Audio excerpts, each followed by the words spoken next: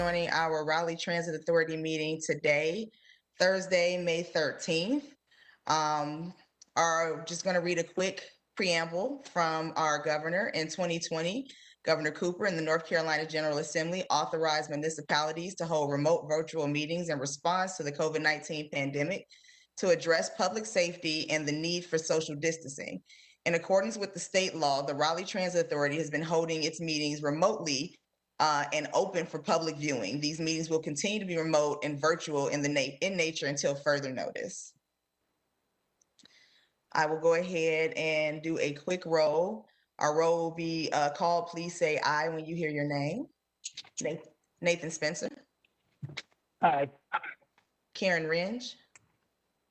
Aye. Michael Stevenson. Aye. Sarah Prado. Jennifer Truman. Aye. Morris Cook. Aye. Brian Burnett. Joshua Gill. Aye. LaPonda Edmondson. And I am here as well, Tolupe Omokaye, of course, and our city council liaison. Do we have our city council liaison, Councilman Corey Branch, with us today?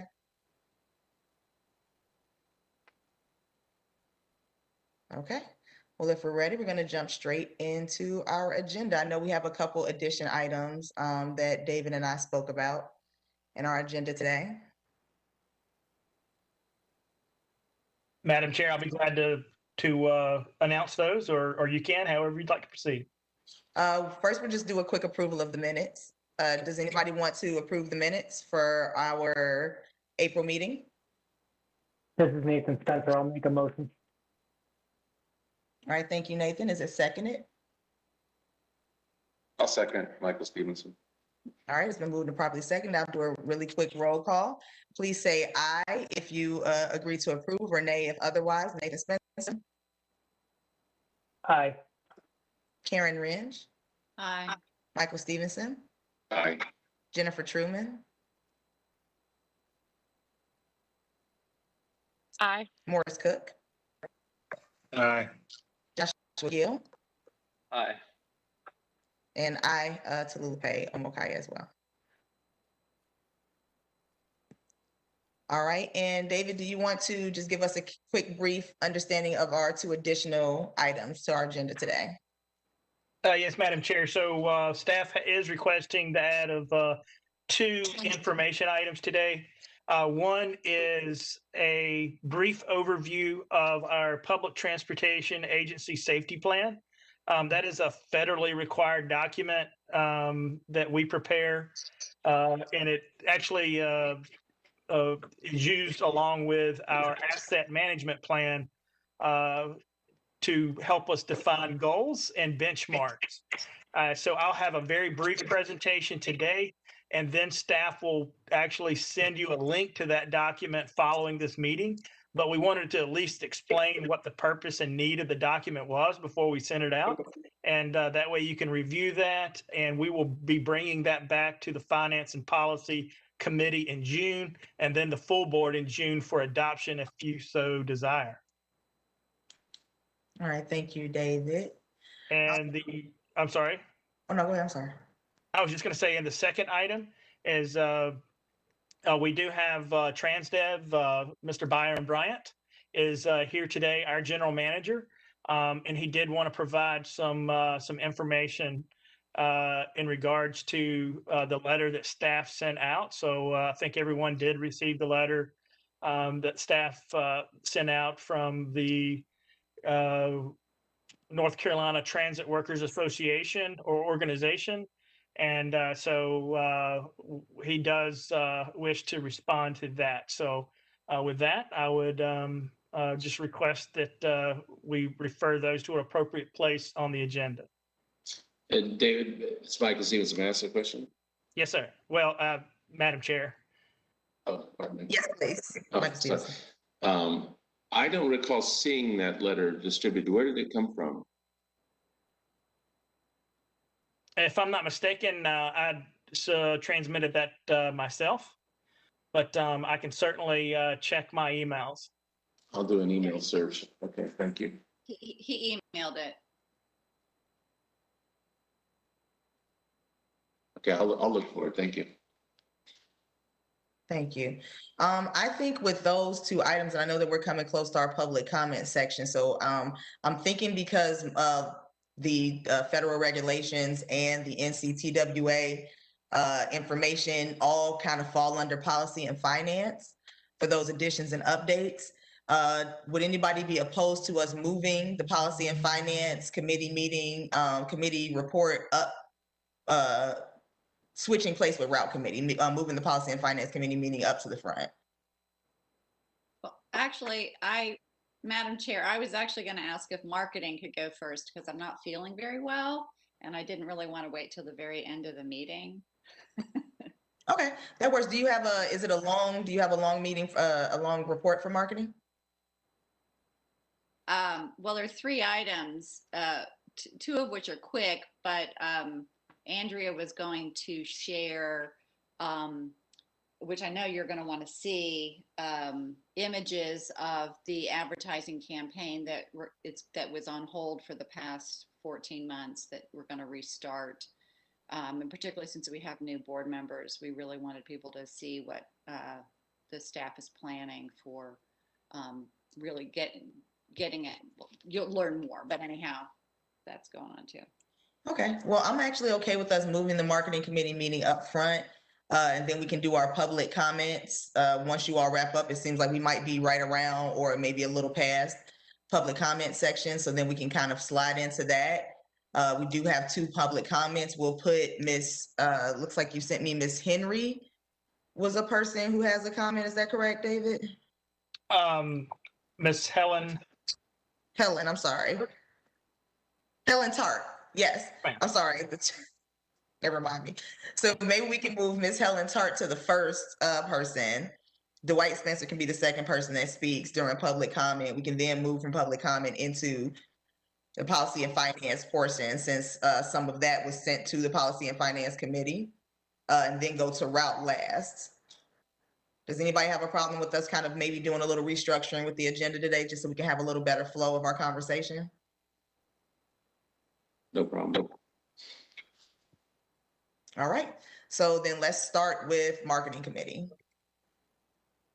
So even before the other agenda. Sorry, I can't see the rest of no. Well, we kind of should start with marketing committee before the information items, only because we're going to go into, if you have to go, we're going to wind up going into public comment.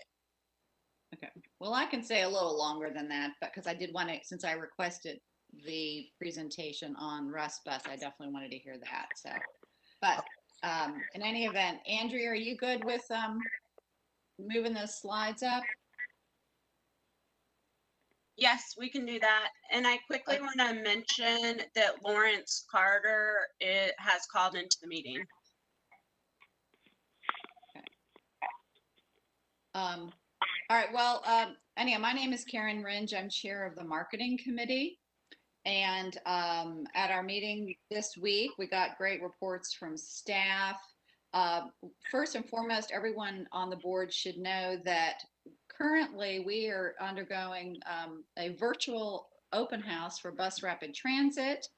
This has been put together by the consultants. There are, and this open house ends on May 21st, and I urge everybody to go and check it out on the website, because there are 3 public surveys online, there are Q&As, there's also questions about future branding for bus rapid transit. And also, so this is a place where the public can provide more input and learn more about what's going on with BRT, across, not just on New Bern, but everywhere. And the staff has also been putting up information boards at bus shelters, so that people can actually physically learn more and provide some public comments. So I think that was pretty clever. Also, so anyhow, so please go to the website and check that out. Also, May is Bike Month, and our staff also works in encouraging all forms of alternative transportation, including riding bikes. And Ann Galam and Jana have put together a number of creative events. Some are virtual, to really try to encourage people to think about riding bikes, which is very important since right now there is a gas shortage. And I was even pleased that one of our city councilors, Nicole Stewart, was reminding people that people could ride the bus if they're out of gas. So that was a really good way to pivot on this current energy crisis we're dealing with. And then most importantly, at the urging of the marketing committee and the board, the staff had put together early last year a whole ad campaign, the goal of which really is to encourage people to ride the bus and become aware of our expanding bus services. This is not about BRT, but really just really encouraging and building ridership. And the staff had put together a whole plan that was going to be executed over the course of several months that would include paid advertising, print advertising, and a whole diversity of outlets, radio ads, and online digital. And this is going to be it was put on hold because of COVID, and it's going to be relaunched July 1st. And the funds for this are being funded through Wake Transit. And so I asked Andrea if she would please share some of the images and one of the spots, and also to mention that we're getting some even extra boost through WRAL. So, Andrea?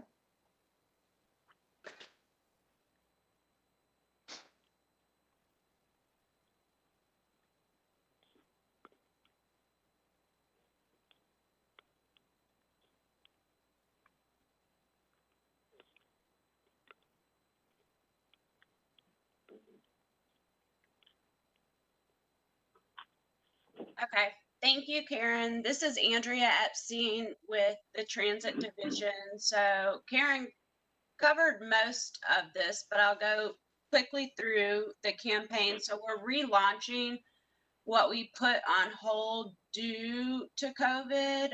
We launched last year, or in January 2020 through March 2020, and then pulled. So this is a relaunch due to restrictions slowly being lifted. Our target date is July 1st, but again, that depends on what restrictions still remain. The goal of this is to promote all of the investments through the Wake Transit Plan, and it is a Wake Transit Plan funded campaign. So it's for education and to promote the bus and, again, all the things that Wake Transit Plan is bringing to the Go Raleigh system. The goal is to launch the whole campaign for a year and to help with the rebuilding of ridership after the pandemic. And our target audience is everybody, existing riders and currently non-riders. So here are the 3 images we are currently using, and with the language, it will be laid out differently depending on the space, but this is an overview. So the first thing we focused on was the environmental aspect, which is the shoe. So slip into something a little more comfortable this year, like a smaller carbon footprint. And at the bottom, which is not as easy seen on the screen, says, with all of our new buses running on compressed natural gas and electricity, we're the smart choice for the environment. So our next fun one is about the Wi-Fi. You'll go wild about our free Wi-Fi. Getting around town is easier and more fun than ever. Enjoy free Wi-Fi on the bus. And then the third one is about safety. So commute to work with fewer ouchies. Ride the bus, it's safer. There's 100% chance you will not wreck your car. And at the bottom of each one of these, we have the same language that we have worked with the marketing committee on, that all say the same thing, which again is towards the Wake Transit Plan, is with shorter wait times, expanded service to Garner, Knightdale, and Roseville, and over 1,400 stops. We're nearly everywhere you want to go. So those are the 3 ads and the language. And currently the outlets we are going with are all listed. So the Carolinian, for 12 months, and that will be digital. We have a pretty good divide between digital and print. CBS for the year, digital. Go Raleigh, we're going to do the Tales on the Bus for 6 months and see how that goes. We can easily extend that if we want to. Indy, we're doing 12 months of print. La Noticieta, 12 months of print. News and Observer, we're going to do 12 months of print and digital. Que Pasa, 12 months of digital. Raleigh Magazine will be doing quarterly. Triangle Business Journal, we're going to try out for 6 months, and that will be print. Wake Weekly we will be in all of their special editions throughout the year. And then the radio we're going with is WRAL, and we're starting with 6 months with Mix 101.5 and 99.9 The Fan. They're going to get very involved in some live streaming on our buses for some games, as well as creating for the first 6 months a Transit Monday pitch. So that's the basic quick overview of the campaign. Any questions? Madam Chair, this is Nathan Spencer. I have one question. Yes. You mentioned live streaming games. What sort of games are we discussing? And that sounds amazing. We're hoping to get some basketball and football in there. So one of the ideas they have pitched is because of, for example, one of our ads being the free Wi-Fi, and we have all the USB in the bus as well, is for them to live stream through that to promote all the stuff they can do on the bus and on the way to the game. That's very cool. Thank you. Thank you. And I just want to add that WREL, that has always been a supporter of transit, they actually are going to, they're going to include in some of their talk radio, just talking about the value of transit. And we talked about some of the talking points that we could share with WREL's hosts about what's going on with BRT and there's a new website on, well, this isn't about bus, but if you didn't know, there's a new website that Go Triangle has just launched about the future of commuter rail. So that's also really a cool thing that's happening now. That's really about motivating people to keep being excited about public transit expansion. So I have a question. This is Tallulah. Thank you for that. You said that just to some of the list of the people that we're advertising with, are we advertising with any other diverse radio stations? Or are we just advertising with kind of the mainstream spaces where we're putting our funds? Do you mind putting that slide back up, Andrea?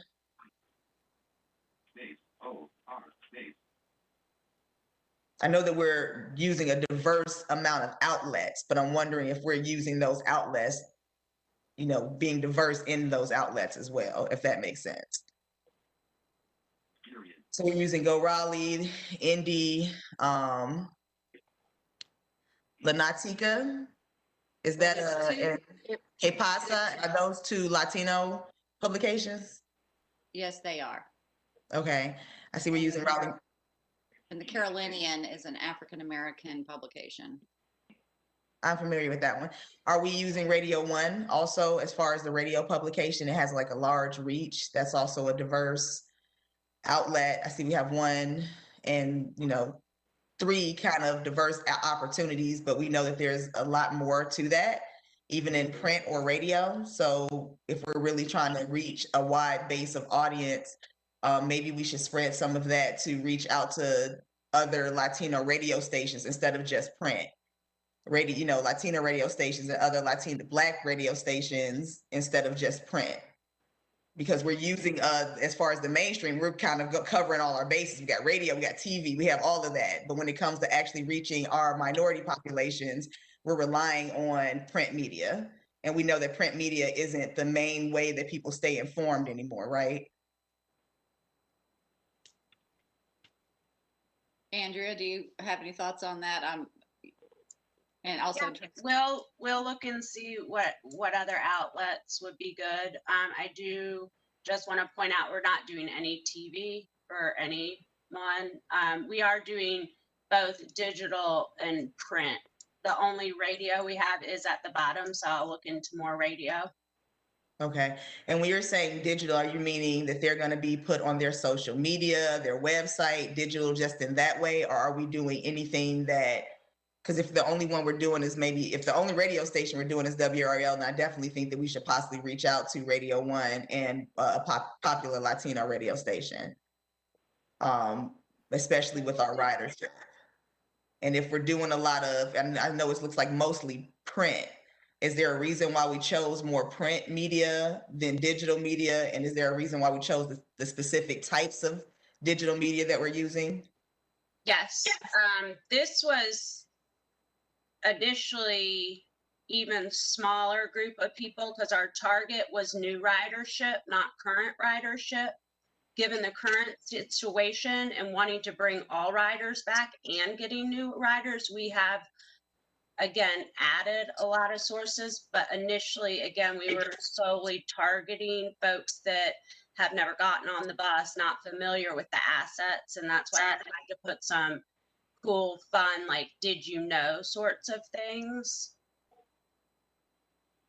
Right. I'm just wondering if print media is the best, it looks like we're spending a chunk of the resources there. And I know that these are, notable magazines in this area, but I'm wondering if there is a more efficient way to get the information out, especially things have changed with COVID. People are receiving information different. A lot of people don't follow very much print media. I know of Raleigh Magazine. We know of Triangle Business Journal or the Indy, but or Carolina or the Carolinian, excuse me. But a lot of times people don't pick them up unless they know something to look for. There's kind of a fewer population there versus people who will see or hear something. Mhm. And are we looking at any avenues in that direction? Yes, so we have an equal amount of digital and print currently. The Carolinian, we're actually not doing print on, but we could add print to that, but it doesn't sound like you would want to do that. Mhm. Madam Chair, we'll be glad to look at this, and certainly this is ongoing. Obviously, we've got these funds, because they've been delayed so much, are getting stale, and we do have a little bit of an urgency to get something out, but certainly not so fast that we can't change.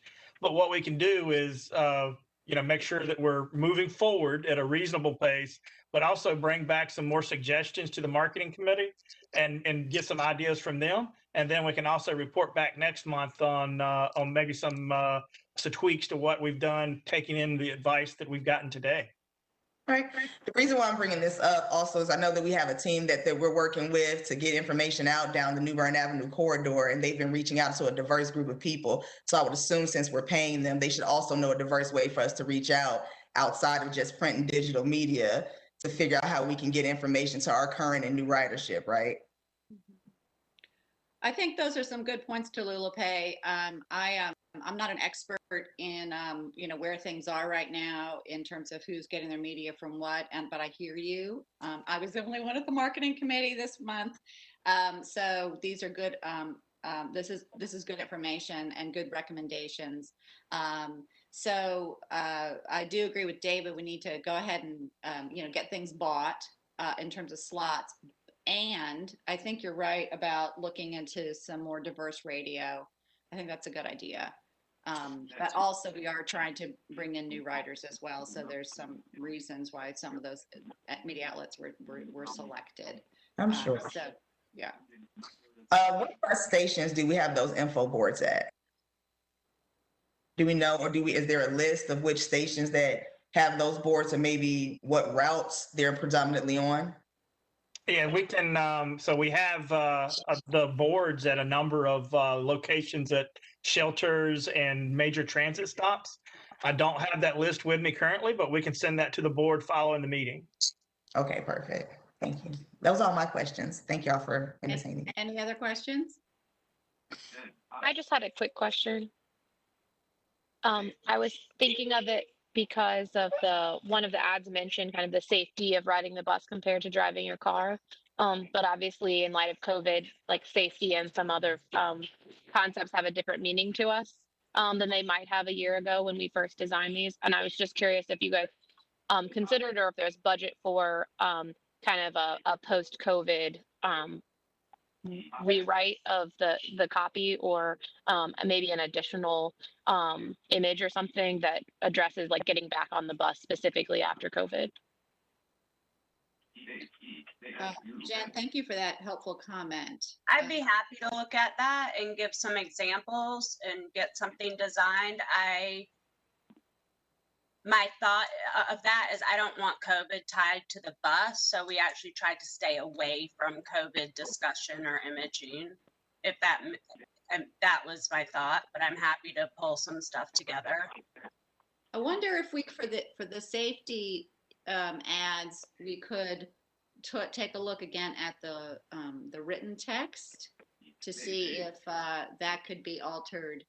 Highlighting in some way all of our many safety measures that we already have been taking on the bus. So that's not the emphasis, because I understand what you're saying, but I think Jen's right. Obviously, there's still people who are concerned about riding the bus because of COVID. So thank you for that. Can I just add, just piggyback and jump in with another comment to piggyback on Jen's comment?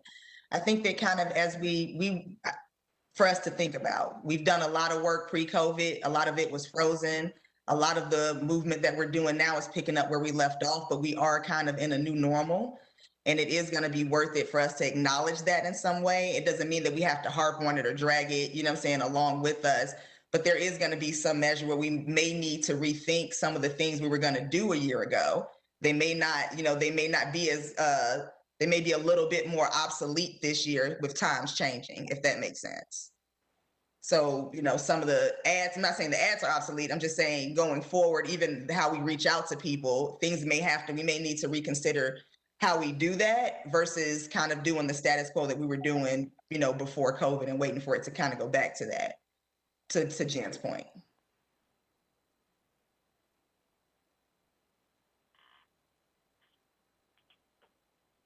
Well, excellent points. Because we don't want the money to be wasted.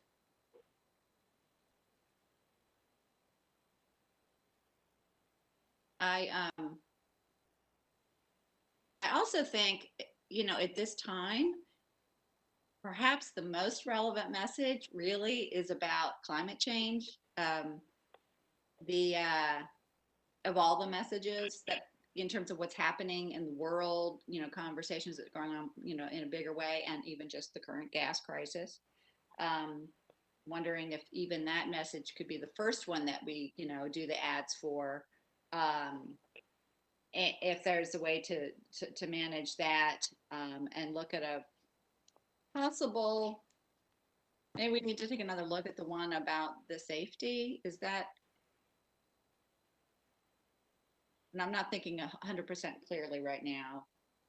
Yes, we can do both of those things. We can pick and choose when we want what ads running. We were going to rotate them in 3, but again, given any situation, we can stop or rerun whichever ones we want when we want them. Right, because I definitely think, to your point, Karen, the one with the cars, if we want to reach people to what's relevant to them now, like you're saying, us talking about not commuting and riding the bus more, you know what I'm saying, and saving gas and the ecosystem, that would be like a good space to start. If we're talking about, our free fares and just bringing that in because of COVID, and not necessarily having somebody with a mask on in the picture, but just mentioning COVID in that fine print at the bottom where we talk about free fares that's in support of, and us trying to get back to normal, and kind of having a forward moving message with the ads, but hitting on things that are relevant now to our ridership. Mm-hmm, mm-hmm. Okay, so I don't know if we can wait till the next marketing committee meeting to kind of relook at the safety image and or text. Would that be too late to do that, Andrea? Nope, that's fine. Okay, let's do that then. So that's early June. And I would sure love for people to show up for the meeting. And also if we have a new member of the committee, that by then that would be really helpful. So a lot of good stuff in that committee. So yay marketing, and I'm done. Thank you, Karen. Thank you, Karen. Thank you, Karen. Thank you very much. All right, so it is 4:08. If we have any public comments, I think this is the moment where we're going to pause really quickly and jump into public comments. I think we have two. We're going to first go with Ms. Helen Tarp.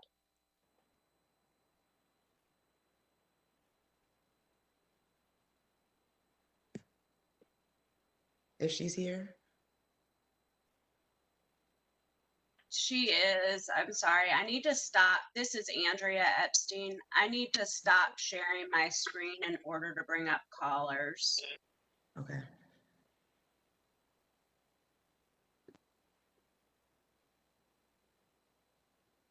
Helen, can you hear us? I see that she is logged in, but she has no sound on.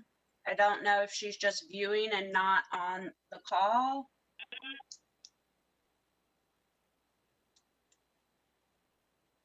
I do see that Dwight is here. Should we try Helen after Dwight?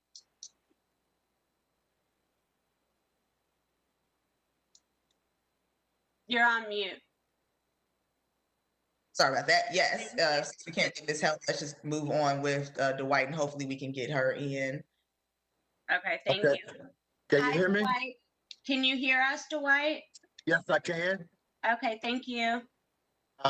Good afternoon to everybody, and I hope before my time starts, this is only a recommendation that I want to read, and our members wrote this out, so I'm doing it by script. This is a new Dwight now, so I'm doing it all by script. So I will start with this recommendation, and this recommendation will be submitted to Raleigh City Council and all others that it involves. North Carolina Transit Workers Association encourage Go Raleigh bus operators and transit workers and the community at large to please read this very important report by this association. The City of Raleigh transit contract is up for bid. It will be the recommendation of the North Carolina Transit Workers Association that the Raleigh Transit Authority, the City of Raleigh transit staff, the mayor, and the city council members strongly consider in changing transit management firm to manage the Go Raleigh transit system.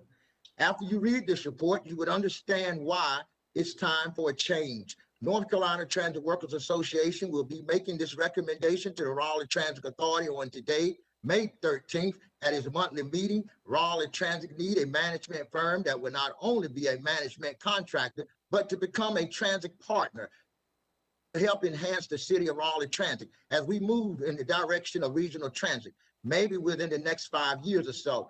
Raleigh Transit need a transit management firm that is customer oriented, that will help to improve customer service relationship with the City of Raleigh Transit. Raleigh Transit need a transit management firm that will put their bus operators and transit workers first and make sure that their transit needs are met, to listen to them and address issues and concerns in their workplace, but most importantly, to have managers that understand the pressure they are under during the day-to-day shift as they deal with citizens' multiple personalities.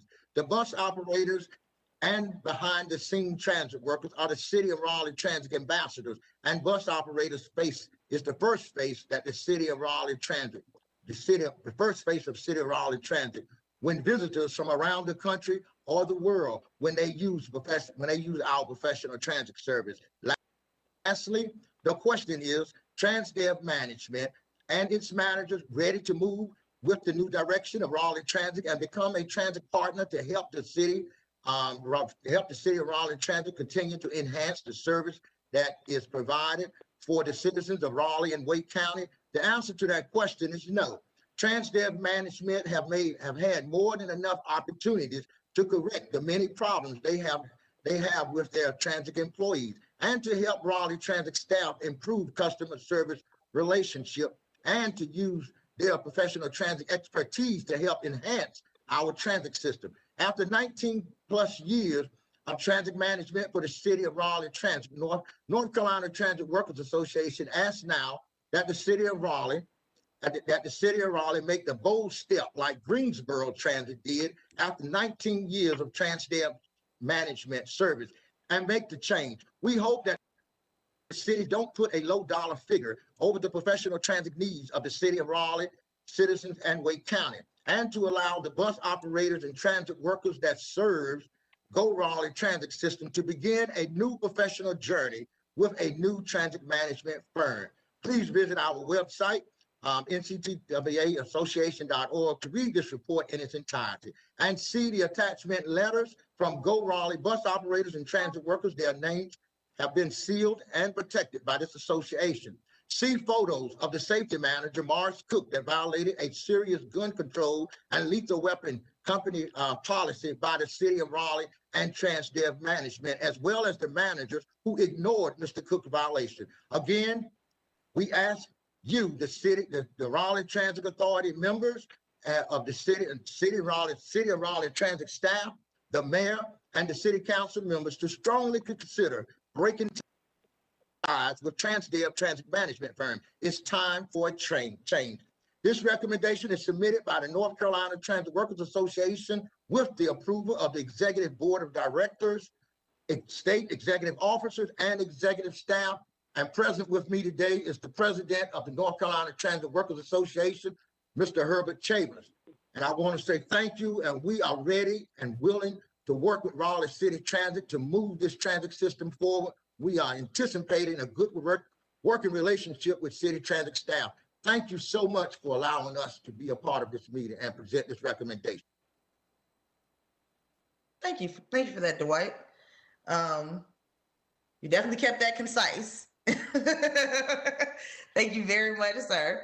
I know that a recommendation, a report from NCTWA was sent to us some time ago, and staff sent it out redacted for us to discuss. It was also sent under the Policy and Finance Committee meeting. I don't know how many of our members on our authority were able to read that. I see a couple hands raised and head nods. I know that Michael wasn't, but Morris, Nathan, were you all able to read it? I apologize. All right. That's where I was. All right, Joshua, were you able to read it, Joshua? I didn't fully read it. I read part of it. Okay. I know that that's a part of our next conversation. It was an addition item. I wanted us to go ahead, and this is part of the reason why I wanted us to have policy and finance move ahead of route, so that I know that the director, Byron Bryant, has a response to the report and to what Nathan is saying. And I think it'd be better for us to get both sides and then have a discussion around it, for us to kind of move through versus having public comment and then talking about it to committees later, if that's okay with everyone. That way we at least have both sides and unbiased information for us to discuss. So, and I hope Mr. Spencer is still on the line, so that after Mr. Bryant speaks, if we have any extra questions, we'll still be able to refer them to him for clarification. Is Mr. Spencer still on the line? Yes, he is. This is Andrea. Okay, cool. So can we go ahead and have Mr. Bryant speak, as was a piece of the addition item to our agenda? Madam Chair, this is David Eatman. I just wanted to state that I'm not sure if our Go Triangle update on Raleigh Union Station bus component will be able to stay much longer. So we can certainly bring that item back at a future meeting. This is just an update on the facility, the Go Triangle project on West Street, immediately adjacent to Raleigh Union Station. So did want to just say that, again, we can bring that back at a future meeting, not a problem at all. Again, not trying to influence the flow of the meeting whatsoever, but our speaker today does have another engagement up at 4:30. Just wanted to let you know in case that were to occur. All right. I, speaking for myself, believe that this is highly important. I think that update is important too, but I think this is important when it comes to our operators and how we may move forward. So I would suggest that that update be done in another meeting, but I do know that some of our members were here and are up, interested in hearing the update. So what do you all think? Anybody okay with them just presenting the updates at the next meeting and us moving on with this conversation? Or do you all need us to pause for a second to have them do their presentation? This is Nathan Spencer. In any case, I'd want more than 10 or so minutes for the Rust Bus update, because I think there's a lot of questions and it pertains to land use and engagement. So it may be wise for us to make sure that Shelly and Go Triangle are able to come back at a time when we can give them the respectful allotted amount of time. I agree. All right, so I would like to take that to a vote instead of us just making that decision for ourselves. If anybody wouldn't mind making a motion to have them present at the next meeting, for us to move on with this conversation, and then we can vote on that so we can all be in unison as we move forward. So then I will make the motion for us to hold off the Rust Bus conversation for our next Transit Authority meeting in June. So that we can have this conversation with NCTWA and discussing NCTWA's recommendations and concerns with TransDev. Joshua Gill seconds. All right. Nathan Spencer, Aye. Karen Rynch, Aye. Michael Stevenson, Sorry, aye. Jennifer Truman, Aye. Morris Cook, I'll abstain. Joshua Gill, Aye. and Tolulope Omokaye, aye as well. So it's been moving past that we will have our Rust Bus conversation at our next Transit Authority meeting, and we will move forward with this conversation. Thank you to the representatives that are that signed in today to speak on our Rust Bus. I apologize for the inconvenience, but we do look forward to hearing your report at our next meeting. No worries. Thank you. Thank you. All right, Mr. Bryant, I wanted to bring you in for us to have a kind of join this conversation, please. Thank you, Madam Chair, board members, Mr. Eatman, staff of City of Raleigh. Thank you for this opportunity to address or at least allow Transit to provide a response to the report issued, I think, in March of this year by Mr. Spencer's organization. What we are planning to present is a memorandum that addresses all the findings related to that report. Based on that report, we did do an investigation into I believe the 8 specific and separate allegations within that report with regards to mismanagement and conduct by staff, TransDev. After doing such a exhaustive investigation, we put together this memorandum that addresses all of those allegations directly, as well as provide some background for the relationship between Mr. Spencer, TransDev, the Go Raleigh system, as well as members of Mr. Spencer's group. Unfortunately, there are several false allegations within that report. Those are addressed directly in the report. Out of respect for time for this meeting, we will not go directly through all separate 8 allegations, but they will be provided in the report. And this response has been sent to Mr. David Eatman for the opportunity to supply to the board.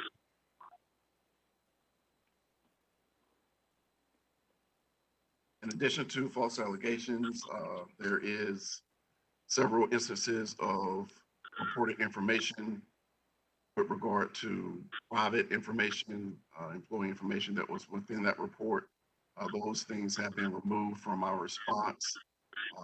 And for those that did not fully read Mr. Spencer's report, there are excerpts from that report within our response that will allow you to follow through without having to read the full report.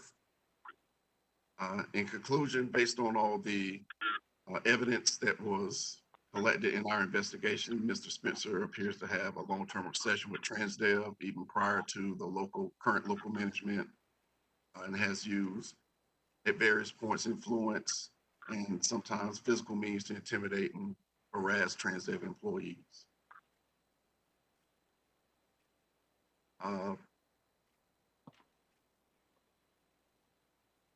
Following our investigation, again, we did put together this memorandum to present to the city for the purposes of presenting to the board and council if necessary.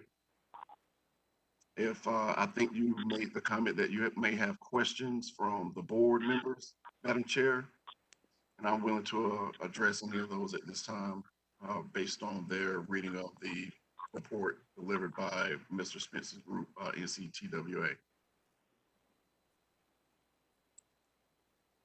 All right, thank you for your input and your response, Mr. Bryant. Does any of the authority members have any response, any questions, anything from having read the report, heard what Mr. Spencer just said, heard what Mr. Bryant had to say, any questions in regards? Or some of us that have been here and kind of had the experience as well, some of us have not.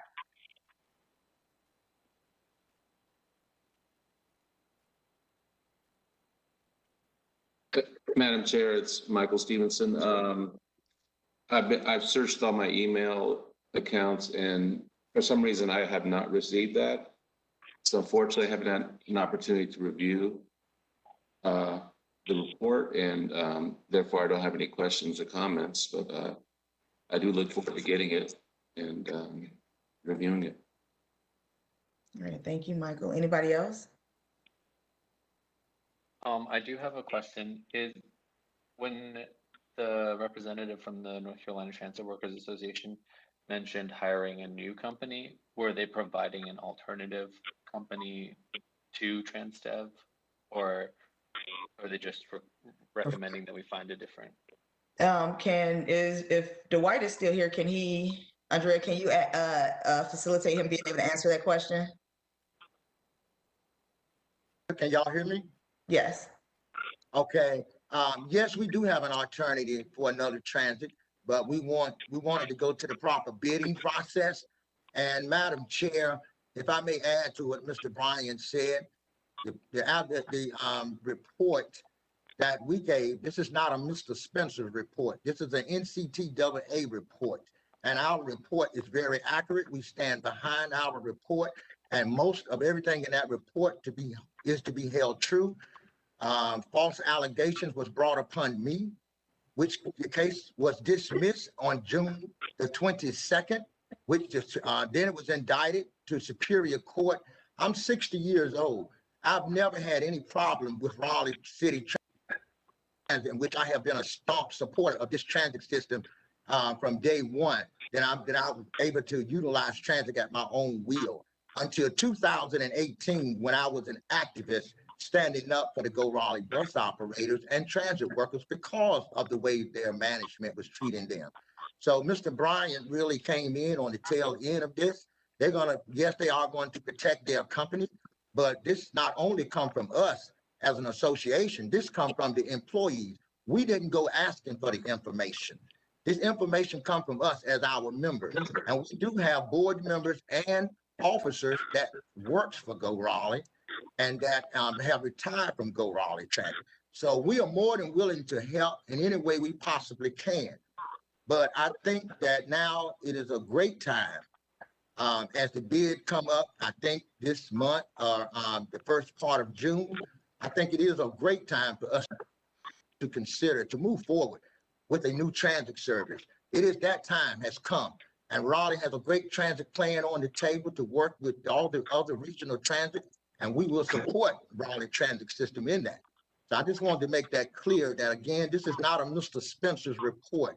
I am a changed man since 2018 because I do represent a statewide association that represents bus operators and transit workers across the state of North Carolina.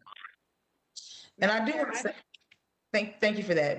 I was wanting to let other people speak, but I did want to address just one part that Mr. Bryant said before the rest of the committee and to join in, and then I just would jump in after that again. Some of us that have been here on the authority for some time, know that there has been an issue with the operators. It's not, and I do want to stand up and say this is not a Dwight Spencer thing. This is not him having an obsession. He was not the only person speaking at the RTA meetings. I'm saying this because it's a live meeting, and I don't want that to be what people who see this think is what's been happening. He was not the only person speaking up at our meetings. A lot of the operators came and spoke up. There was some issue. We can't throw it under the rug. We were there and saw it as the RTA. Now, that's a fact. It's not something he's making up. He's not standing alone on this. And I know that the NCTWA is not Dwight Spencer's own organization. So just for clarity of what's really happening here, I know that there are going to be two sides to the story and that, in both areas, but this is not him having an obsession. This is not just Dwight feeling obsessed. This is not him standing alone and feeling like he has something to say about it. I just want to clarify that. Karen, you had Madam something? Chair. Yes, Michael. Yeah. That's true. I would also add that in some of those meetings, other operators did come and speak in support of TransDev. So there seemed to be definitely, a wide spectrum of views, even within the operators population. That's very This true. is Nathan. This is Madam Nathan. Chair? Sorry, Okay, go ahead. Karen. Sorry, Nathan. Karen. Two things. One, Dwight, I'm wondering if you all have presented this information to the Raleigh City Council. So that's one question. And secondly, whether or not you have, since ultimately it is the city council and I believe the city manager that's going to be making the decision about whether or not the city continues our contract with TransDev. I mean, the Raleigh Transit Authority does not have that authority. But certainly, I think as this is being discussed and debated with the council and staff, we should make the recommendation that, this report be heard and reviewed, to get full information.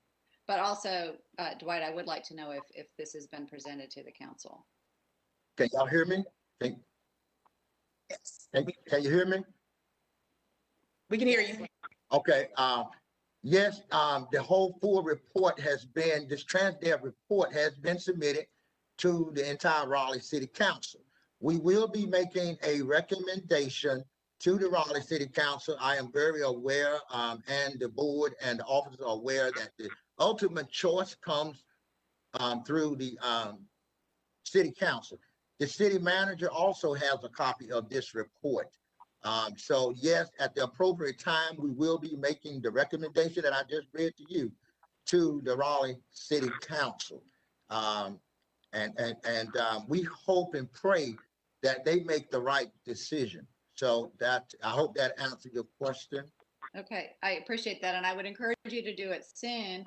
Yes. And I think we should convey our recommendation for their review through Councilor Corey Branch, who is the liaison. Since he's not here today, I'm assuming Tallulah Pay, as chair, you would be in touch with him about that. You can definitely get in touch with Corey regarding that. But I also want to see if it's opportunity for us to make a motion as a board, like you said, for us to not make a recommendation one way or the other, but do make a recommendation that City Council reviews the document and reviews our contract with TransDev. Like we all have just said, there's been issues on both sides of the coin. There have been operators that are for TransDev. There have been operators that have not been. I think there's ways that we have also been on the verge of transit strikes. Like if we're being honest about the space we've been in, COVID has paused a lot of what was going on. And this is something that we were discussing prior to that. So I think it is important. I think we should, if we can, make a recommendation, make a motion to make a recommendation to City Council to review Dwight's information and review all contracts regarding transit as far as this is concerned.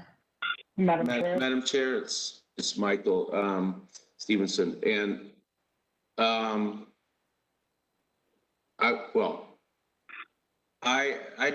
wonder. I'm thinking there is a process for renewing contracts or it has a fixed term, and I believe the TransDev contract will be up for renewal this year, later this year.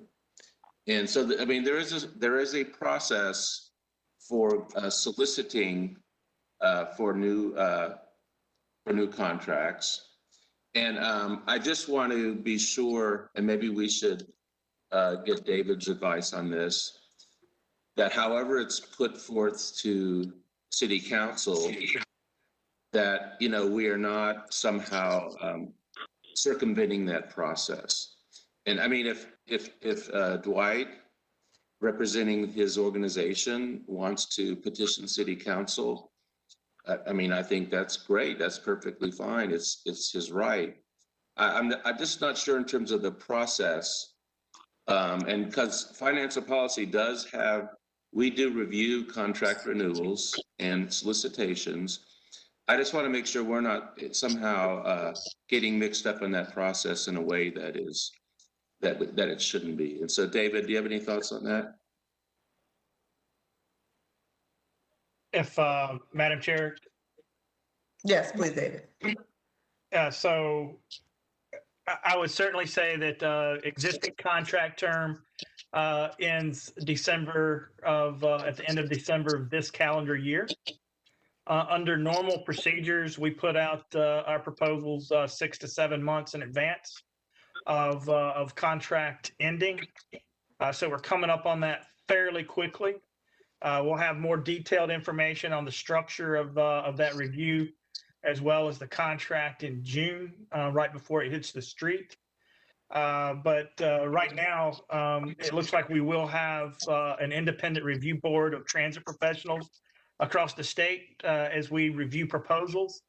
And certainly they work with a number of firms really across North Carolina and potentially even out of state, depending upon who agrees to help us out with that. So certainly that final decision is not their decision. That's a recommendation from that review body to council, again, as stated. As far as, so that will be a formal process, Mr. Stevenson, request for proposals. We are sticking at this time with a management fee proposal, so it would be a cost and proposal scenario. But that is how we plan to proceed. Let me be more direct. This will be an open solicitation. Correct. And I do not want to be in a position as a board member or the chair of the Finance and Policy Committee with recommending a report that reflects negatively on one of the presumed people proposing. Because it could be interpreted that we are endorsing, you know, something that reflects negatively on them, that we don't really have the factual basis to recommend one way or the other. So I'm a little bit gun shy about doing that. And I again, Dwight has every right in the world to present that to city council. I'm just very hesitant to make a recommendation one way or the other, given the position that we're in. Well, let me clarify. I'm not clear. I'm not saying that we make a recommendation for them to get rid of TransDev. I'm saying we make a recommendation that this not be. I know, how long has TransDev held this contract? It's a 5-year contract, madam. They've only held it for the last 5 years. So before that, there was a different company prior to TransDev. And I don't think that we had this necessary, some of the issues that we've had with the last contract holder. We have to acknowledge that there have been some hiccups in this process. I'm not saying that they need to remove TransDev. I'm saying that they need to look at the process then as they're, and take all things into consideration as a recommendation. I mean, and that's not saying that they need to take one side or the other, but we've been at the transit authority meetings where people have spoke up about this. People have come, operators have come one side or the other, and we're not saying advocating for the side that's saying get rid of them. We are saying advocating for them to take a totalitarian look at this. Madam Chair. I believe TransDev held the contract for the previous term as well. Right. That is correct. This is Nathan Spencer. Two things. First is I agree with Michael in terms of endorsing anything that we don't have a full understanding of or evidence of could get us into both legal trouble, but also probably won't help us with anyone who's bidding, because then they'll be shy that we'll endorse something that makes them look bad as well. The other thing that I would say is I don't want to abdicate our responsibility in finding that new management partner if we do find one. I think it's fine if we ask city council to take a look at, if we let Dwight go and talk to the city council and we endorse him to go up and do that. I think it's very fine for us to make some recommendations, but I think that when we're talking, we have the next 6 months to plan out the scope of what we're looking for in terms of management.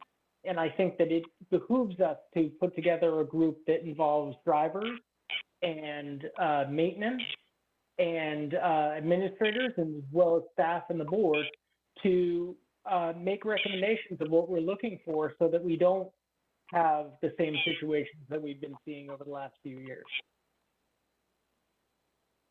I agree with you, Nathan. Madam Chair, Yes, Mr. Bryant? I had three specific points I wanted to clarify very quickly, if I may. Okay. The first kind of reiterates what Mr. Eatman stated with regard to the solicitation. So Transdev is not looking at a renewal. This is an open solicitation that'll be open to any transit company. So our contract will expire at the end of this year regardless, and there will be a new contract if we are awarded that opportunity again to continue to serve the city of Raleigh. But it will be an open solicitation. It's not an opportunity for renewal whatsoever for Transdev. So I wanted to make sure the board understood that point fairly clearly. The second point was that although I appreciate Mr. Spencer's passion and what his group stands for, they do not represent the operator body here at Raleigh. That task is managed by the Amalgamated Transit Union, Local 1328. So that is a completely separate group, and it is a one-to-one relationship. So there's not an opportunity for another group to represent our driver base. I wanted to make sure that was understood. The third thing was you mentioned the strikes a few years ago. That was regarding a very specific issue that has been resolved around how the operators work is, we use the term run cut in our business, how the service that is provided to the city, how that is divided up and assigned to operators. So that was a very specific issue that we worked hard with the union to resolve, and I think we're in a very good place on that issue for sure. I just wanted to share those three clarifications. I'll kick it back to the group. This is Nathan Spencer. I just want to add one last on there. I know I'm talking a bit, but there's a lot of room that we need to catch up on in terms of this contract. Not just starting at the fact that our operators are being paid $13 an hour, which they can get at Target right now. So we need to update pay. We need to update their how their run cuts are made. We have to look at all of this, and I think it behooves us as a committee that, or as a board that knows this versus the city council, which understands and has to look at everything, that it behooves us to actually take a hard look at this and really spend the next 6 months really working on something that we want. Madam Chair, if I may. Mr. Bryant? My apologies, ma'am. No problem.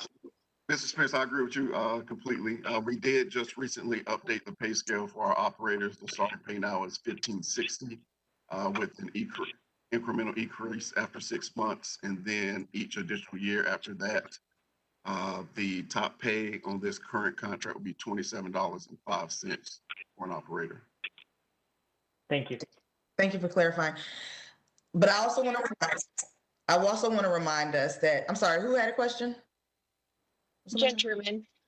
Yes, and it looks like Joshua had a question too. Jen? I agree with what Nathan Spencer is saying, that I think that we do have a responsibility to look closely. In the report that's been provided to council and to us, there are many allegations, whether false or true, that warrant taking closer look. Um, and I look forward to reading the memo from TransDev, because I feel like it also sounds like it needs a closer look. And I think one of the things, as a new board member, that I have questions about, and kind of perhaps the sort of committee or the study that Nathan Spencer is asking for could address as well, is what is the oversight of the city of Raleigh staff and this authority over the management company? Is there oversight that's provided in the contract that exists? Should that be written into or expected of a new contract? I think we talk about oversight in multiple capacities in our city right now, but if there are issues like this, that what is the method within the existing contract for addressing them? So I feel like we don't necessarily have a step to follow, or if we do, I don't know what it is. So I would appreciate that conversation. Hi, it's Michael. I think David might need to explain something that's very important here, which is because of labor laws in the state of North Carolina, why the city has to contract with a third-party management entity to manage the Go Raleigh staff.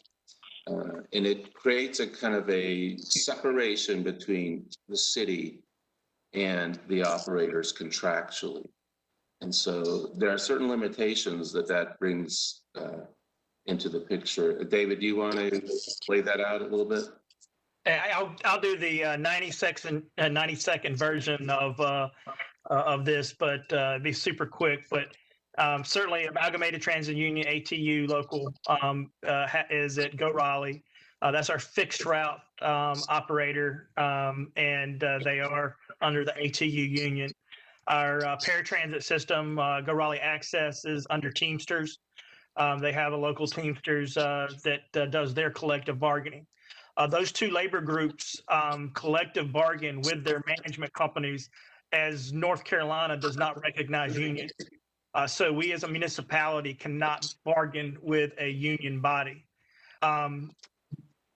Because of the long-standing unions associated with transportation, the Postal Act in the 1960s guaranteed that those unions could still maintain their status within the transportation sector. And so we have this particular structure in North Carolina to make sure that we follow state as well as federal statute. So that's just kind of a really quick background. Certainly, we provide details within our proposals of the types of activities, which are very, very diverse, of the management companies that we require. We have just, so when you think about transit is the same thing as Federal Railroad Administration, Federal Aviation Administration, those large federal agencies which have very many federal guidelines. So as we provide service, we're just like FAA and FFA or FRA, I'm sorry, and the Federal Aviation Administration, is that we have all of those federal guidelines that we have to meet. So it takes a firm that is very experienced and can navigate all of those different requirements in order to be successful. And we also have, performance requirements through the City of Raleigh strategic plan that Go Raleigh is part of, so that we look at their data metrics, everything from on-time performance and other data metrics to make sure that we're on track. So that's just, again, a brief overview of that structure. But again, we will be having a orientation in the not too distant future, as we have a full body now, and many of them are just getting started, which is great. And so I look forward to going into much more detail. Thank you. For that, David. Joshua, you had a question? Yeah, I have a question and a comment. The first, you'd mentioned the picking of the new agency would be cost and contract. So does that mean that it's lowest bidder is prioritized, or when we pick it, it's more about like the whole package that they're offering? Yeah, I can't say that we have chosen. Generally, those types of proposals are you choose the most qualified and then you negotiate price. But you have to have a price proposal from somewhere to start. Okay, and I guess, a comment slash question. How does the city of Raleigh talk to the ATU and to the Teamsters in picking a new contract? And if not, how can we get the unions involved in picking, or at least having some say, small or large, whatever, in the companies that they're then going to be negotiating with? That would be something I would need to probably seek um, additional advice on and provide a report back to the board. All right, cool. Thank you, David. Can you also, and I think that would be, Joshua, that was a great input. I think it would be good for us to have union and non-union operators involved, or just workers involved in the process of picking the next contract, be it whoever it is, that way the people who are actually directly impacted have a input and say in what's being picked next. And I know that there's a committee that picks it, but I'm not really sure who that committee consists of. David, do you have any insight on that? And also, just really quickly to that question, David, and also to the question of oversight, is there opportunity for it to be oversight added into the next contract for the RTA to be able to at least have some say, or to, help mediate or do something? Because we know that when this came up last time, that's when we realized what our authority was in this process, and it was a bit of a situation. Yeah, so collective bargaining agreements and their ongoing administration are certainly between the contractor and the local union. So the board nor the city are able to intervene within those environments, because that is a legal contract between those two entities. There is a legal contract right now binding exactly what Transdev does and exactly what the local union does. And if either one does anything out of that contractual relationship, then the other one can hold the other one responsible for that. So there is nothing that can occur outside of that contract that can't be rectified through that legal process. That is the purpose of the union, as well as the management contract. So again, every single action has a response that is required by the collective bargaining agreement as signed and developed by both parties. But what about the people who are not in the union, the operators that are not? Madam Chair, I can address that question for you if you like. Yes, please. So the presence of a union allows let's just say the coverage of that union contract to all employees. So even if an employee and operator in this instance elects to not pay union dues, they would still have those protections. With regard to what I believe Ms. Truman asked earlier, there is a very detailed and extensive process with regard to grievances, is the formal term for any issue that an operator has with the company. And that process involves a first step, second step, and then a formal arbitration with a third party arbitrator that specializes in transportation union interactions. So that process is, as Mr. Eatman stated, managed between the contractor, in this case Transdev, and the local union HU 1328. Just because Madam Chair, may I follow up? Yes, please. Really quickly. Before you do, okay, go ahead. I appreciate the lesson in how the management agency and the union and the operators interact with one another. Just to clarify my question was whether we as contract holders with the management agency have performance and evaluation oversight of the management company. Like, do we get to have a performance review of how we as contract holders with the management company believe they are upholding the objectives and standards that we gave them? So, Madam Chair? Yes, please. I would, so the short answer is yes.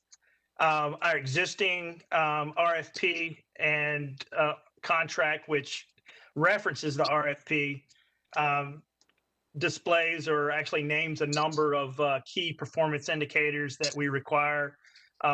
We currently do not have penalties So you may, for those that don't understand a management contract, we pay for the actual management overhead of the activities that TransDev provides. All other costs are passed through. So roughly out of a $36 million annual budget for Go Raleigh, TransDev gets $400,000 annually, and that funds a general manager, a maintenance manager, payroll, attorney's fees, along with the other arbitration types of activities that they might have to pay for themselves. So again, our payment to TransDev is an independent payment to TransDev, and then the city self-funds all operations, which is payroll, maintenance, you name it from an operating standpoint for the system itself. So we actually front the 36 million for all of those activities. And then, well, obviously along with federal and Wake Transit participation, but those funds are just a direct pass through to the expenses themselves. So just wanted to provide a little bit of structure there for how that works. But yes, we do have performance oversight required of the contractor.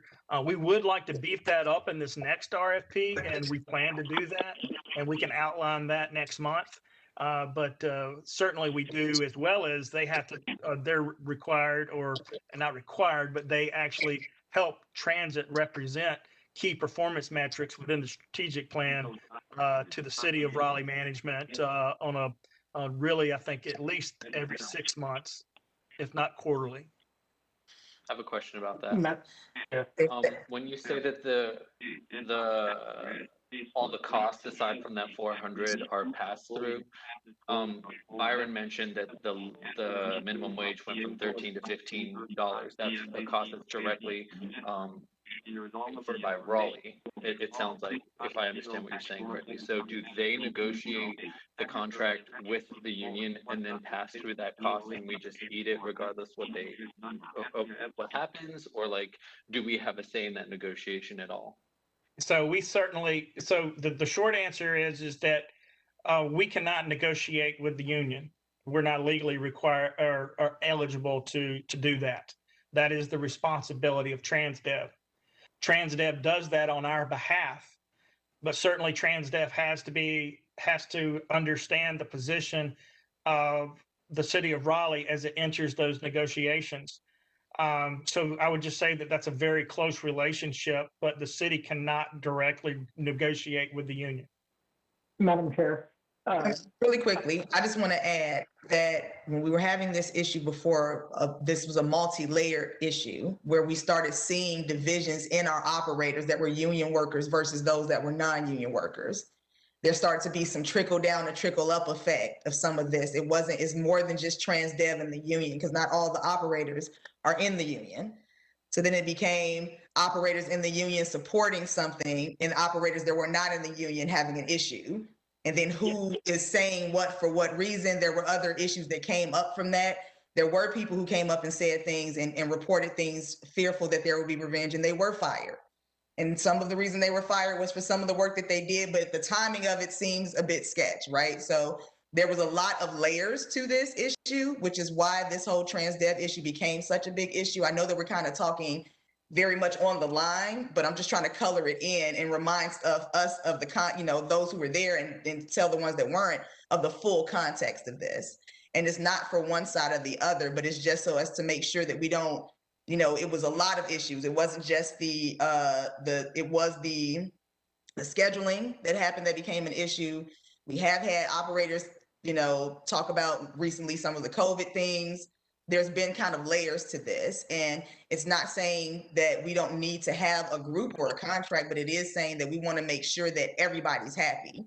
We want our operators to be happy. We want our engineers to be happy. We want, whether you're in the union or not in the union, to be happy if you're working for Go Raleigh. And that's what we're hoping to get to the middle ground of. Madam Chair, I just want to provide some context to Jen Truman's question and David Eatman's response.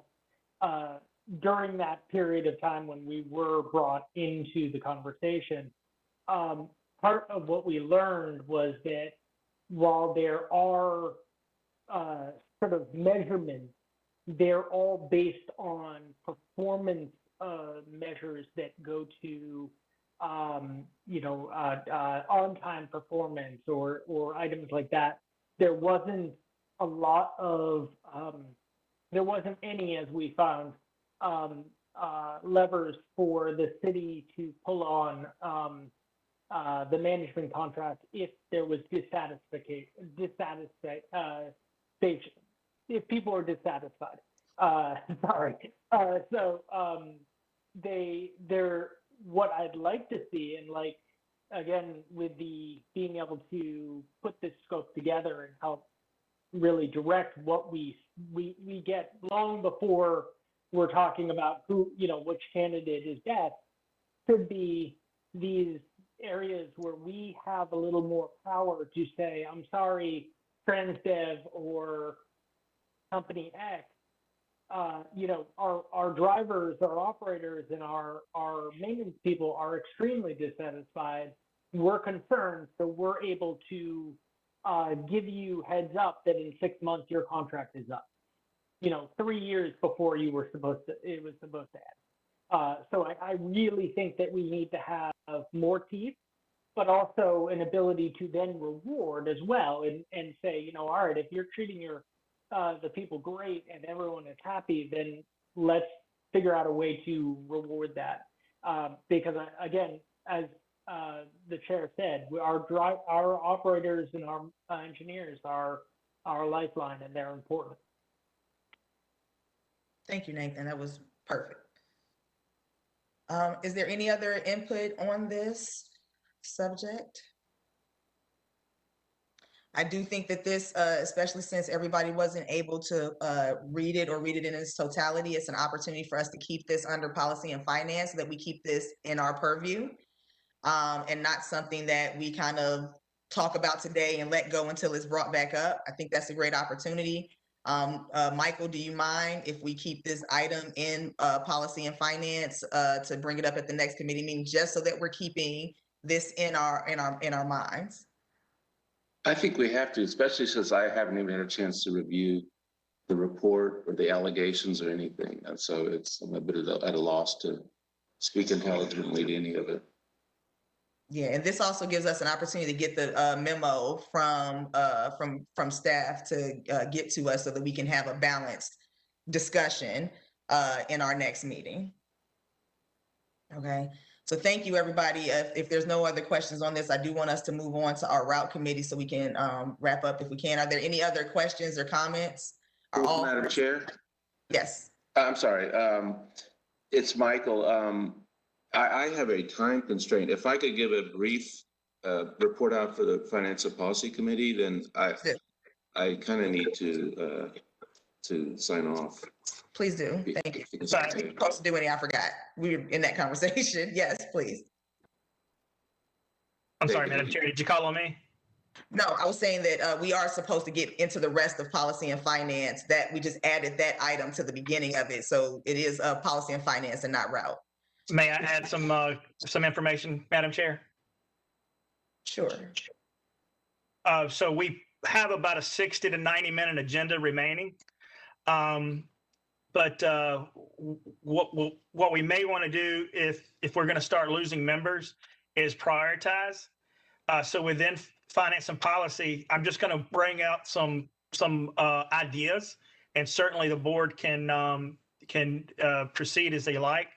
But there is obviously a fairly critical item for us to move forward with in finance and policy. And Michael, obviously that's the bus stop amenities, as we would like to. I do have a slide with the motion that we would like for the board to approve today in that particular item. The procurement manual is a final of that manual. And so that could be, we would love for that to be approved, but that could, I think that can wait till next month, and I'll wait for a staff member to text me to let me know if that can wait till next month. And then the Title VI analysis was just for information, and that's certainly coming back next month anyway. So we can provide all of that information is within the committee's reports, which is on board docs. So if you want the detail of any of these items, you can go to board docs. In marketing, we actually went through that, and we did have the Raleigh Union the Union Station got deferred, but we did have a fairly in-depth presentation on New Bern Avenue Advanced Design today, which has a lot of information on station design as well as corridor design, some of the exciting things that we've been waiting for. Again, I'm not sure how we might want to think about prioritizing those items. Not trying to jump into your committee report. My apologies, Mr. Stevenson, but I did want to just put out there the couple of important things that I knew were pending. No, not at all. In fact, I really wanted to make sure we got the bus stop amenities proposed revisions voted on, because I know we want to act on that quickly. So we could move right into that if you like. And I'll just as an intro, I think that everybody's aware there has been quite a bit of attention to certain bus stops that don't have benches and so forth. And so David and staff have proposed 2 revisions to our policy for bus stop amenities, which would allow us to move quickly into making improvements to a number of stops. We discussed this in quite a bit of detail at the committee level, but I think the high level recommendation they're proposing would be very beneficial, and again, allow us to move forward more quickly into getting benches and amenities at stops. So David, you have a presentation for that? Yes, I'm going to ask Andrea if she can bring up the shelter presentation and take me all the way to the end. So I think, again, we'll post this as part of the agenda, so the board will have time to see this. But this just provides some information, background on our shelter projects. If we think about moving forward, our immediate needs at this time are this is our existing policy. This was adopted when we went from 25 boardings a day to 10 a day. And the board actually also adopted a lighting standard. So we certainly try to meet this lighting standard to ensure that we have safety around our bus stops. Next slide, Andrea. So again, as I stated, this was I've revised in October of 2019. Next slide. We do have some exceptions to this policy. One of those, which is already within policy, which is the first bullet. We do allow shelters at hospitals, clinics, senior centers, parks and recreation facilities serving seniors and persons with disabilities. The remaining 3 have not been endorsed, but we would certainly like them to be as part of a future policy, but are not critical to what we're doing today. But generally speaking, if we have existing benches that need upgrades, we would exempt a boarding policy because there's a pre-existing facility. Sidewalks developed with roadway projects and sidewalk projects just happen for us. So that's a great thing. And then the Wake Transit actually puts a base level of infrastructure when it develops routes in new territories. So we're currently doing that as part of Wake Transit. Next slide, Andrea. And so as we think about things that we need to talk about, what staff would really like to do is this talks about define inactive bus stops. And so we have about 50% of our bus stops that have less than 2 boardings a day. And so I know that 2 boardings, that you could still have someone at the bus stop. And our overall goal is certainly to have a facility. It'd be great to have a facility at every stop, but we still have to, prioritize to some level. So we're thinking about, and we don't have to solve this today, but we're thinking about how do we define those stops that don't even have a boarding a day, which is about 400 or 350 to 400 within our system. That doesn't mean they don't have any boardings. That just means on average, on a daily basis, they have less than 1. So they may have 2 or 3 one day of the week, but not the rest of the week. Doesn't mean they're not important because they provide consistent spacing for our stops. It's just a reality of how transit stops work. But anyway, for our policy, we would like to add an exception for all Raleigh Housing Authority and DHIC properties, as staff actually does do a propensity analysis on our stops to determine prioritization once they meet a standard. So we know that those stops have a high propensity for transit to start with. So we would like to add those facilities or those locations to an exemption, as well as we would like to look at a new category of an amenity of what we're calling a pedestal seat, which we could deploy at areas that are in NCDOT and local right-of-way very quickly. And so when you think about what that looks like, I'm not sure if you can find an example of what a pedestal seat looks like, Andrea, within the slide deck. Your memory may be better than mine. So tons of data for you all today. But there it was. So that is it. So there's two different manufacturers, ultimately the same type of seat.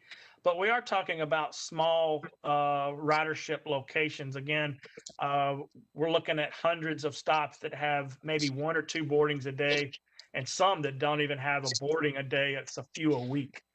So we are looking at something of this nature that can be installed without us doing a great amount of site work, and can be installed quickly.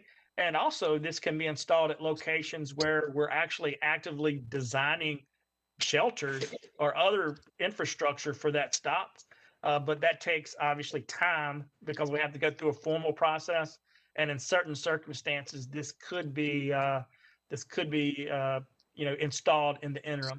And so, Andrea, if you could take me to the last slide, I think the highlighted bullet is at the bottom, which really includes all of our recommended actions. So really, we would like for you to approve the waiver of policy to program bus stop improvements for stops at Raleigh Housing Authority and DHIC. That would allow us to move forward quickly with some stops. We know how many that is, and we know what that cost is. And so we're looking at around $225,000 in order to build that out.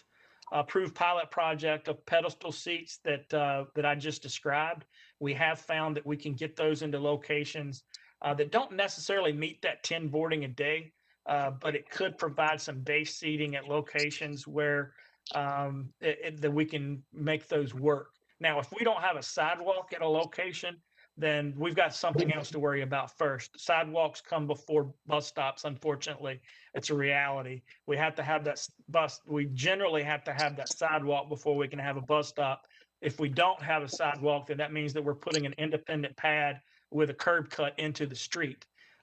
That's been done, but by all means, we try to stay away from that when we can. And then the final recommendation is for you guys to give us any feedback that we can bring to the next Finance and Policy Committee. But what we'll do is if you approve those two elements for us today, that will allow us to hit the ground running, and we can bring this back next month and go dive into it deeply if you like, as well as any other actions that you would like to take. So that's our presentation today, Madam Chair. Thank you for that, David. I have a quick question about those pilots, those pedestal seats. Do they also come in any way with anything overhead, like a shelter, or are they just going to be like a seat at some of the stops where we just have a sign? Yeah, so those, so when we get into sheltered, the short answer is they do not come with a covered top. So they are a bench type of seating arrangement.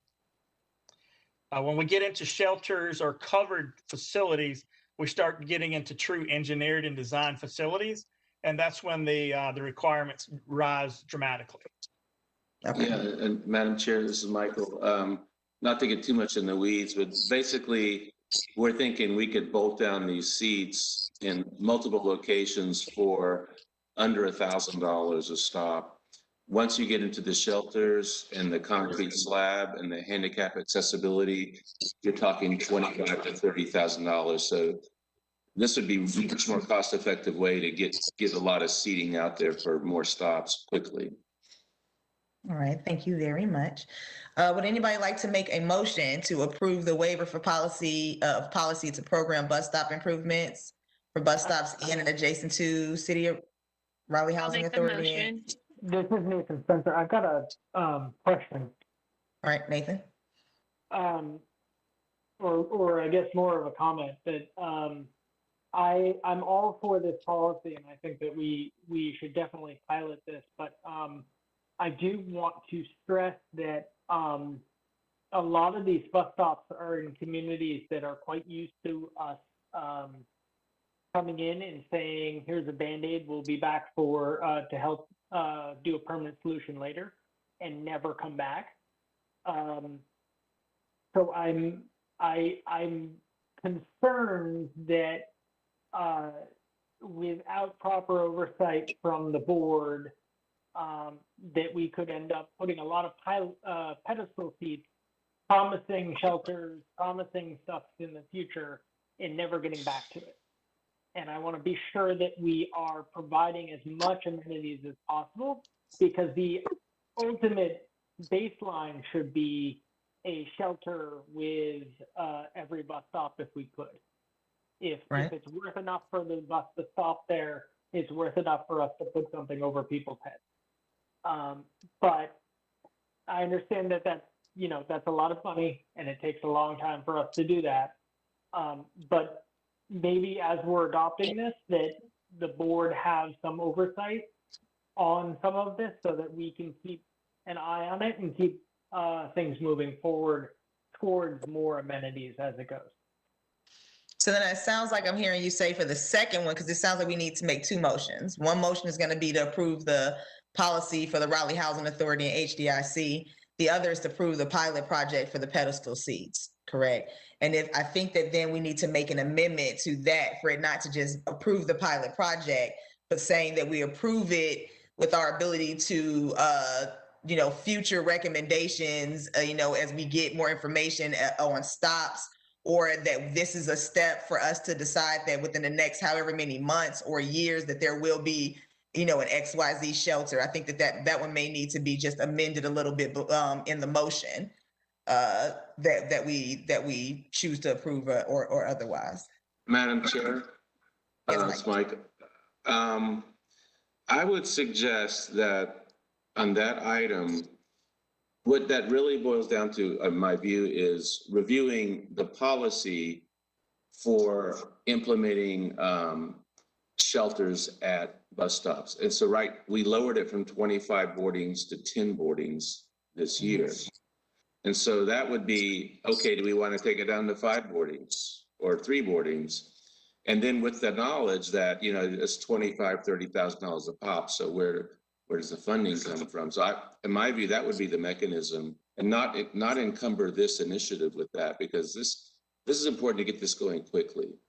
And it's an economical solution to a widespread problem that I think would be very worthy to do. No, agreed. I think we're kind of saying the same thing. I think that we're definitely trying to approve this, but we want to make sure that we approve it with the possibility that we're providing coverage in the future and not just a blanketed approval for the second one. I think that's what I'm hearing Nathan say. Am I correct? Yeah. But I'm kind of not agreeing with Nathan. I think that, we always have the ability, if we want to revise the policy for shelters, we can always do that. I just wouldn't burden this initiative with that.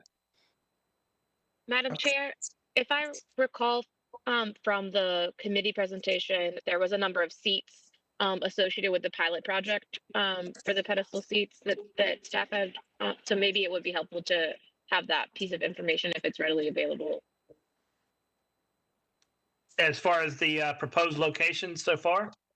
I think, approving a pilot project it's a pilot. So how many are we talking about? Because we want to have it happen quickly, but would we be, I think Michael Stevenson's point, I tend to agree with, is let's get some of these out and deployed and have an evaluation of the pilot project associated with a longer term policy conversation of whether or not we should adjust the policy about what amenities get put at boarding percentage kind of sites.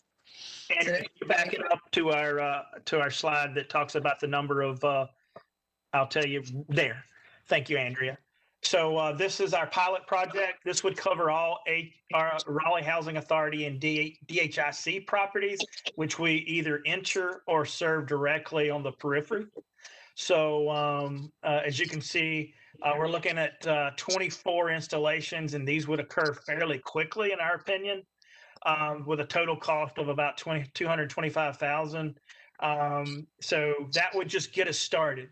So again, we're not saying that that's the end all. This is just the pilot to see what type of feedback we get. We can go out and touch and feel and make sure that they're meeting the base need that we're trying to meet. Again, our intent is not to supplant anything that meets existing policy in any way. So anything that meets a 10 boarding standard would still receive a shelter. Now, if we put one of these out in the interim, acknowledging that that needs a bench until the shelter is constructed, we may do that, but it would not ever supplant the installation of a shelter at a location that has 10 boardings per day or more. So, but this is our base installation for our pilot. And then, I'm sorry, Andrea, share the map, next slide. And I know that's tough to see, but the areas that you see on the map there are the Raleigh Housing Authority and DHIC properties that we'll be targeting.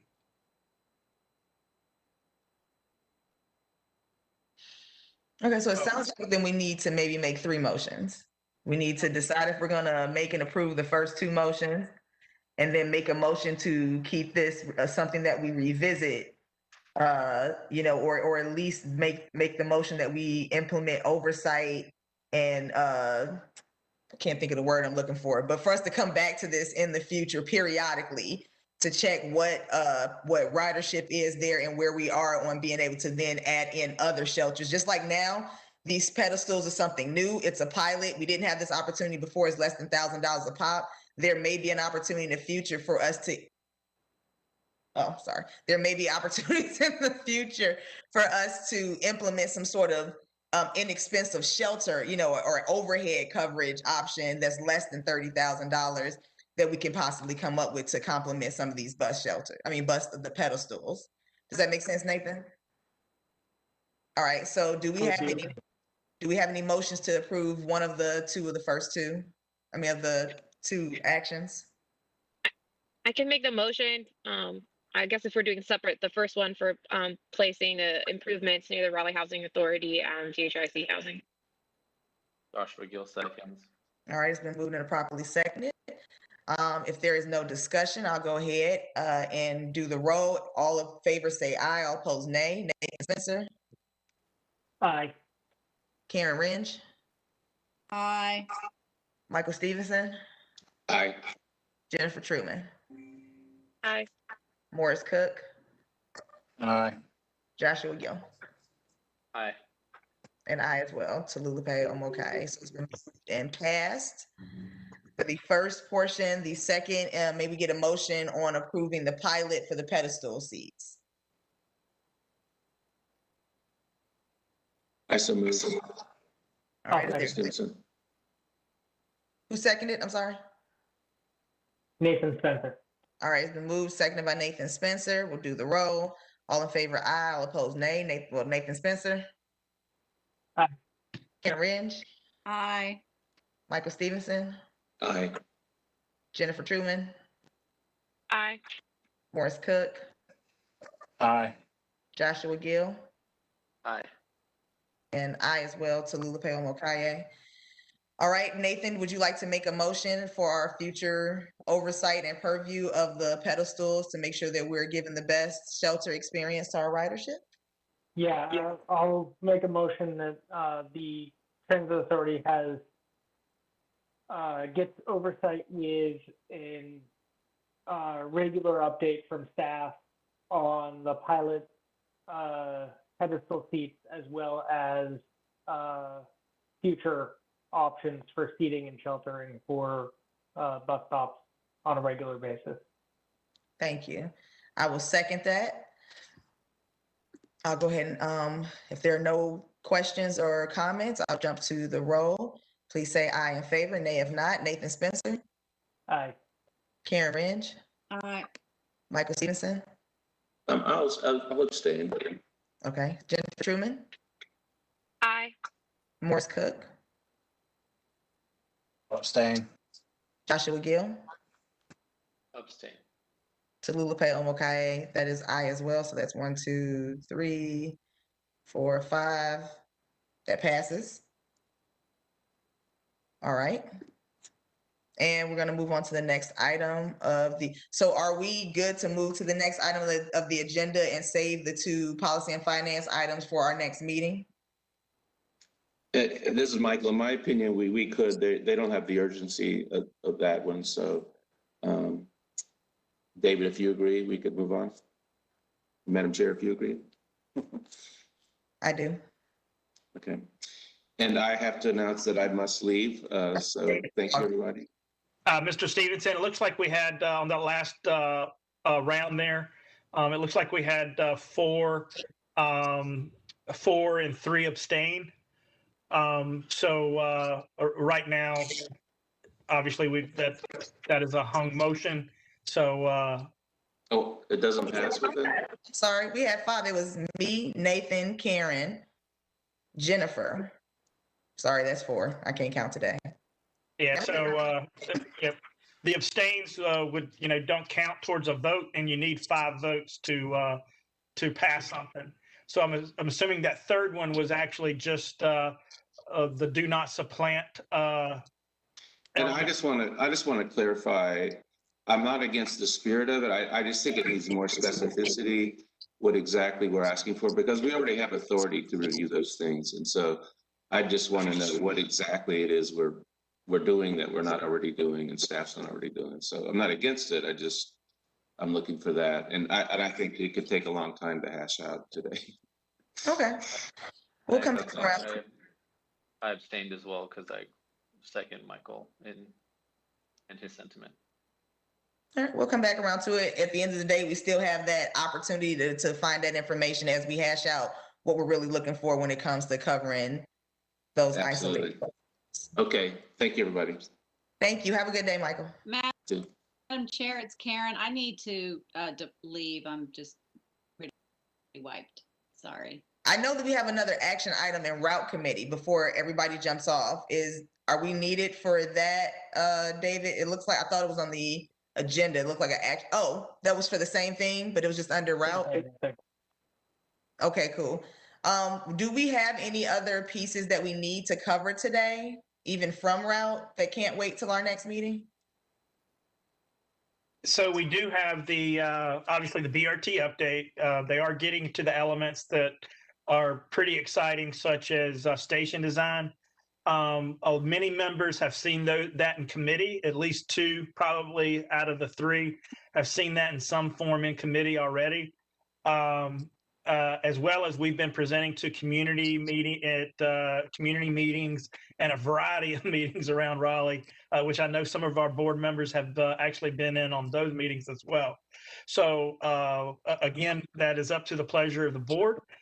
We are, for full disclosure, we will be taking this presentation to council in June, and their first meeting in June, or actually we'll be presenting this to them on the 15th of June, and your meeting in June is the 10th. So you would actually still see this before council, but it would be very close. And so again, just as long as you recognize that, and if you have any questions on what we're presenting, all of that is available on the website, as we've got our virtual open house going on as well. So however you would like to proceed, Madam Chair. All right. Well, Karen, I know that you need to leave since we don't have anything else to vote on. That's fine. And the rest of the authority, how do you all feel? Do you all want to cover this now, or do you want to hold this so we can talk about it at our next meeting before City Council? Madam Chair, I have a clarification question on that, if you don't mind. Please. David, is the 6 days that you would have between when you present to us and City Council enough to make any changes if the board has comments on the presentation? I mean, hopefully the board's been, providing context as we go along. So at this point, certainly if there's small nuances to station design, or if we haven't thought of something, that you think is critical, then I would say that anytime that something like that is identified, that we would respond. But hopefully, generally speaking, we're not going to be, we don't show up with a square box and you said you wanted a basketball. So anyway, that's kind of, I guess, my best way of explaining that. Certainly minor details we would always want to try to incorporate with our stakeholders if we can incorporate it. We can, so again, but a wholesale changes to programmatic types of activities at this point at 60% would be challenging. No, I think what I mean is there have been a few times where the board has suggested presentation changes, not necessarily physical changes, but hey, this might be better explained in this way. That is what I'm asking. No, we're not asking you to rechange, the stations. Okay, you made my day. So yes, we can certainly tailor that, as well as we can get this presentation up for your review before June. So however the board would like to proceed, we'll be happy to do it either way. Can we do this, since we need to have the memo sent from staff to us anyway? And if you don't mind resending out the NCTWA, just so everybody has it, because I know Michael didn't have it. If it's falling to the bottom of anybody else's basket, just so even if we had it, we all still have the same information. And maybe in that email, add the link to this presentation. And it gives us ample time to go over it. And if there's any questions, we can just respond to the email. And if there needs to be an opportunity for us to schedule some sort of special session between now and our next meeting, we have an opportunity to do that if people have a chance to read it and have any, overreaching concerns that may require us to sit down. Madam Chair, we can do that. We'll send the NCTWA letter again. We'll send the TransDev letter with that. We'll also provide the link to the presentation and to the open house. So we'll cover all of those bases before close of business tomorrow.